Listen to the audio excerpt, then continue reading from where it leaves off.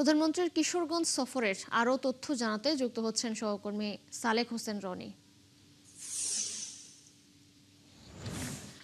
রনি, প্রধানমন্ত্রীর সফর ঘিরে প্রস্তুতি ও উৎসাহ উদ্দীপনা কেমন দেখতে পাচ্ছেন? কি বলছেন নেতাকর্মী এবং এলাকার লোকজন?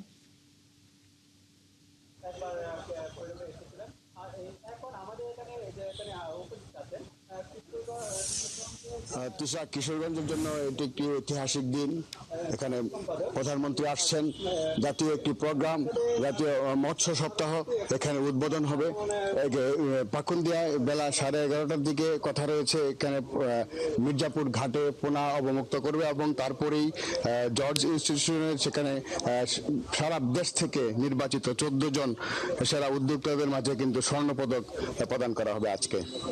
এবং তারপরেই ঐতিহাসিক শোলাকিয়া ময়দানে জেলা বিএনপি এবং জেলা ছাত্র দলের উদ্যোগে বৃক্ষরোপণের একটি কর্মসূচি রয়েছে সেখানে।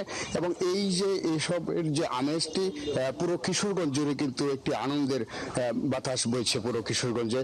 এবং সেই সাথে বিকেল 4টায় এই পুরাতন স্টেডিয়ামে কিশোরগঞ্জ শহরের সেখানে ফ্যামিলি কার্ড এবং ইমাম মুয়াজ্জিনের যে ভাতাদি প্রদান করার যে নির্বাচনী ইশতেহারের যে প্রকল্পটি ছিল সেটি কিন্তু আজকে এই কিশোরগঞ্জের মাটি থেকে উদ্বোধন করবেন প্রধানমন্ত্রী।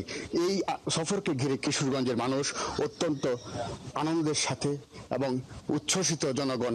তাদের একটাই প্রত্যাশা যে উন্নয়নের থেকে দূরে ছিল কিশোরগঞ্জ, সেই উন্নয়ন এখানে আবারও সূচনা হবে এই প্রধানমন্ত্রীর হাত ধরে। আমি এখানে যে নেতাকর্মী আছেন আমরা তার সাথে একটু কথা বলার চেষ্টা করছি। এই মুহূর্তে তাকে যুক্ত করা যাচ্ছে না। আমি যেটা বলছিলাম যে কিশোরগঞ্জের যে এই সফরকে ঘিরে নেতাকর্মীদের যে ব্যাপক উৎসাহ উদ্দীপনা এবং এখানকার যে জনগণ তারা কিন্তু উদ্গ্রীব হয়ে আছে কখন প্রধানমন্ত্রী আসবেন এক পলক দেখার জন্য। ইতিমধ্যেই তারা কিন্তু ভিড় করেছে, বিভিন্ন উপজেলা থেকে নেতাকর্মীরা চলে এসেছে এবং কিশোরগঞ্জের এই ঐতিহাসিক যে মানেন্দ্র খন সবাই কিন্তু অপেক্ষায় আছে কিশোরগঞ্জের এই উদ্বোধনের অপেক্ষায়, এই কার্যক্রমগুলোর উন্নয়ন কার্য। তিশা,